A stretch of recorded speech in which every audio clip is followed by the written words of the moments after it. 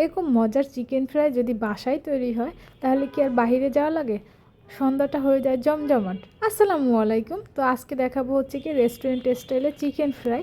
দেখতেই পাচ্ছেন আমি এখানে হচ্ছে গিয়ে চিকেন ফ্রাইগুলো বসিয়ে দিয়েছি। এটা কিন্তু খুবই হচ্ছে গিয়ে ইজি প্রসেস। আর এইরকমভাবে যদি চিকেন ফ্রাইটা করা হয় এই যে এবং ডুবো তেলে ভাজা হয়, এটা খেতে অসম্ভব মজা হয়। বাচ্চা থেকে বুড়ো সবাই এটা খেতে পছন্দ করবে আপনার।